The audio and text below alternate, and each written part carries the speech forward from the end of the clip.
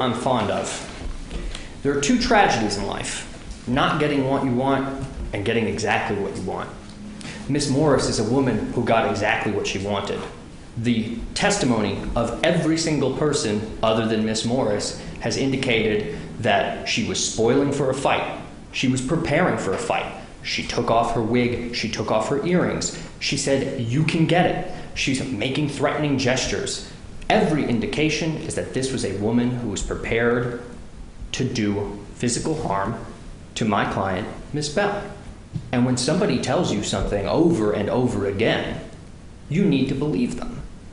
Are we to believe that Miss Morris just out of the blue decided to do this, or should we believe that there's real credibility behind her words? And so some of the people with experience in the industry, they know that people get out of control at sort of events or places where alcohol are served, and sometimes you can let it roll off your back.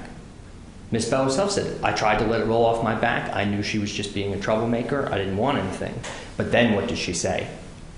After the third or fourth time of her getting out in the cab, of fighting against the people who were restraining her, that she knew this woman wanted to fight. And at that point, if you know that someone, by the admission of both parties, is much larger than you, wants to fight you, what are you supposed to do? She has no legal duty to retreat. For most of this altercation, there were people between them. Someone to take them away, or to tell them to walk away, or to restrain Miss Morris, or to restrain Miss Bell. But in the instance when Miss Morris bludgeoned her with a car door and began stepping out to fight, there was nobody between them. It was just those two. And at that moment, she chose to use force. And ask yourself, what is unreasonable about the belief that someone would be afraid of a person who has, one, just hit them with a car door, and two, spent the last 30 minutes telling them how much they want to fight? And look at the physical disparities between the two. Miss Morris, 5'8". The gentleman never asked the lady her weight in open court, but substantially larger than Miss Bell, who by her own admission is 5'3" and about 140 pounds. So you've got a woman who has been spoiling for a fight all night long. Finally, they get her in the cab. After the testimony, uncontroverted, from the state's independent witness, who said they kept trying to put her in. She kept getting out to reinstigate the fight. Let's talk about Mr. Uhuru, the state's independent witness. What is independent about a man who has a 2-year-long professional relationship with someone? What is independent about that? Not only does he depend on her for financial livelihood, they know each other. Cabbies and clients talk. If you've ever ridden in an Uber, a Lyft, or a taxi, do you just sit there in dead stony silence? No, you talk to the person, you know them. It's like a barber. When you sit down at your barber, you don't just say one on the side and then wait and do nothing. They talk to you. These are professional relationships, but they are inherently personal. A cab driver is in the service business. If he gives bad service, she wouldn't have kept calling him.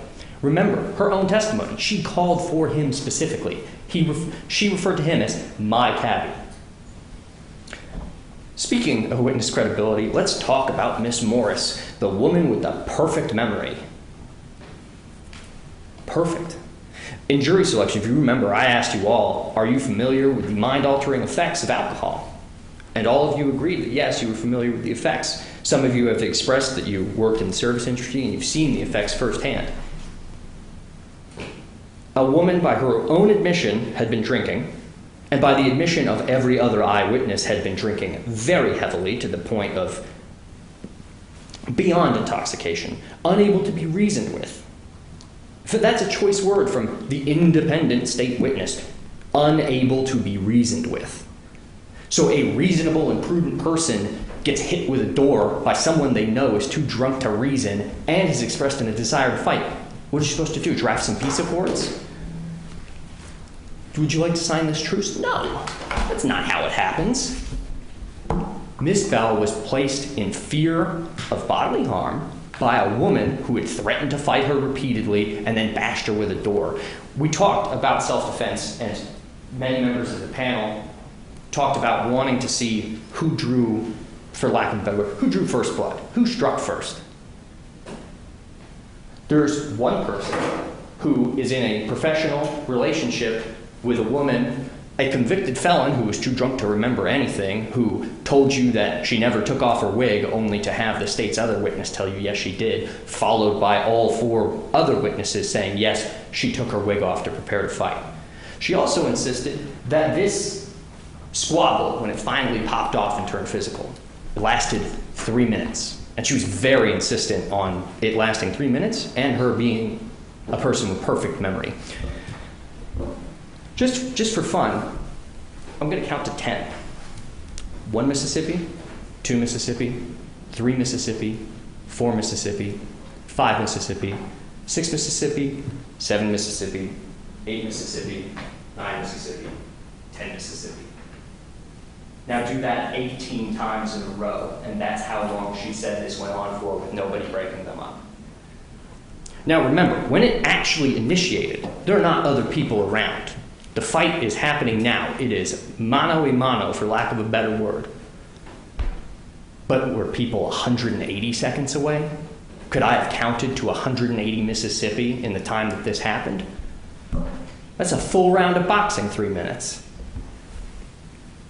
So, the state's case rests on the testimony of one convicted felon who was too drunk to properly remember any details of the night, and by the admission of every other involved witness, was belligerent and angry. A cab driver who claims to be, the state has held him out to be an independent witness, but by his own admission has known this lady for years, versus what the defense has presented to you. 3 eyewitnesses plus the defendant. So whenever you ask yourself, where can reasonable doubt come from? It can come from the evidence, conflicts in the evidence, or lack of evidence. Let's talk conflict in the evidence. Well, one person says that Ms. Bell opened the door. 3 people say no, she didn't. Swanzetta Barnes got up and talked to you and told you exactly what happened. Miss Morris was drunk and aggressive. They finally put her in the cab. They were walking around the side. Miss Morris bashed her with the door, and then a fight popped off. Miss Davis told you that they were outside, a cab arrived. He asked, whose cab is this? Miss Morris became belligerent, demanded a fight, got put in the cab, got out of the cab, got put back in the cab, got out of the cab again, got back in the cab, and then bludgeoned Miss Bell with a door. Does that sound familiar? How about this one? Justin Roberts, another eyewitness event working that night, a man who, by his own admission, didn't have a first taste of alcohol until he was 30 and wasn't drinking that night, says that they were outside waiting for a cab. They were outside, a cab arrived, they asked whose cab it was. Miss Morris lost control, became belligerent, instigated a fight, was put in the cab, got back out of the cab, was put back in the cab before eventually bludgeoning Miss Bell with a door and trying to get out of the cab to fight her. And remember, Mr. Roberts' viewpoint, he's on the other side of the cab, he's looking straight through the window. He can't really see what's going on there, but he can definitely see a woman shutting the door open. So that's 3 for 3 on the same story. And they'll give you quibbles. Did she fall or merely stumble? Did she stumble backwards or merely to the side? But if you remember, this is an explosive, short, ugly incident. Anyone that tells you that they have a perfect recollection of one moment in time 5 months ago at 3 in the morning is being fundamentally dishonest. And that's what Ms. Morris told you, that she could recall this perfectly as if it was a video playing in her own head. But the rest of the witnesses, they got up here and they told you, to the best of their knowledge, what happened. A few quibbling details go awry, but for the most part, the broad strokes are all identical. And then I want to single out the testimony of Ms. Bell. It takes a lot of courage to get up on that stand. She got up there so she could tell you the truth, what happened. She got up there knowing that she was going to get grilled, that she was going to be cross-examined, that they were going to try and hamstring her and get her to say the wrong thing. And she went up there anyway, even after 3 witnesses all told you the same thing. She waived her constitutional right to not testify and got up there and did that in the face of harsh cross-examination. They painted her sitting here and listening to the testimony as a luxury that she gets to be here to be on trial with her liberty at stake. That doesn't sound like a luxury. And then I asked her, was it a luxury when this woman bashed you with a door and got out to start a fight? No, it wasn't. It wasn't a luxury. And they read you the instructions, and they say that the appearance of danger must have been so real that a reasonably cautious and prudent person under the same circumstances would have believed that that danger could be avoided only through the use of that force. That's exactly what she told you. She told you, initially I thought it was like a joke. I think she was confusing me for someone else because they don't know her. These events are hundreds of people. But this woman had a very personal beef with Miss Bell. But remember, the testimony of her and everyone else working the event is we have no idea who Messina Morris is. Maybe they had seen her around at a show, but they've never interacted. It's hundreds of people. Does a cashier at a Walmart remember every last person who comes in? None. And they had no clue who this woman was when she started accosting them. But remember how reasonable she'd been. She waited when her boyfriend said, you just need to walk away. She did. She was the one listening to reason. And then finally, when the situation had calmed down, she goes to retrieve her things or walk past the cab for any reason. Doesn't matter what they try and blame Miss Bell for what happened. Well, why didn't you handle it perfectly? The benefit of hindsight. Hindsight's always 20/20. Well, why didn't you handle it differently? Why didn't you walk away? Why didn't you call the police? Why didn't you do this? Because in the moment you don't think like that. In the moment there is someone twice your size threatening you with violence. This is not a game of chess where she has time to think, well, I could move this pawn or this rook. It's a fight. The adrenaline is pumping. There's no reason to believe that she did anything wrong. And they tried to do the same trick on the witnesses. They tried to make you believe that because they didn't go to the police, that there's somehow something to hide there. Well, why didn't you call the police? They don't have to. There's no legal obligation that says I have to call the police and voluntarily inform things. Mr. Roberts himself said when they called me, I answered, and then they never asked me anything else. So there's another reasonable doubt. Lack of evidence. Where was the rest of the investigation? Why did the police never follow up with Mr. Roberts? Why didn't they touch the door for prints? This woman grabbed it and threw it open. Why didn't they examine the door? Where's the prints to back up their version of events? Because remember, I don't have to prove anything to you. They have to prove beyond a reasonable doubt that it happened their way. So we've got two witnesses who are not independent, one of whom is straining for any credibility at all by her own admission of alcohol use and being a convicted felon. One whose only version of events is backed up just by him. And when I asked him, how do you get in a car? He gets in a car like everyone else. You open the door, you take one step in, and then you turn. So at the critical moment, and remember, this is a moment in time. A door can open in what, under a second? His back was turned.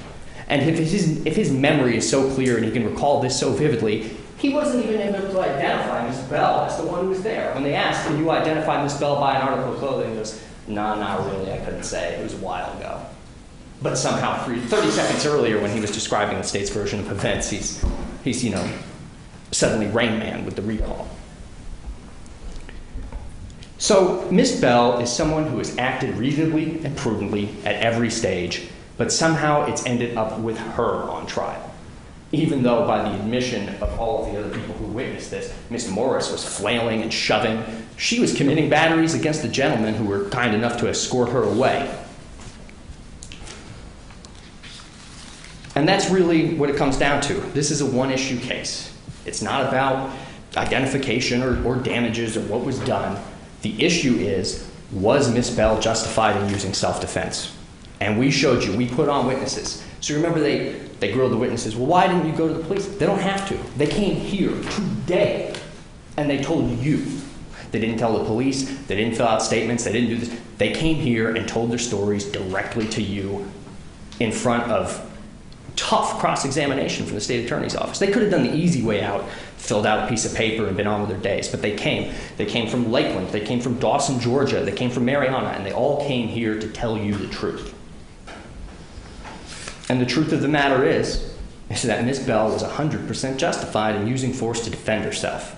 She took the steps that a reasonable and prudent and cautious person would do, right up until somebody bludgeoned her with a car door and stomped out to fight her just like they promised they would. So that's really the question. Was this self-defense? And that's all I need for you guys to ask yourselves when you deliberate. Was this self-defense? And the legalese and all of that. Read the instructions, but all you really need to ask yourself, was this self-defense? And after all the evidence I presented you, how could it not be? Thank you. Very good. State, you may provide your rebuttal closing. Yes, Your Honor.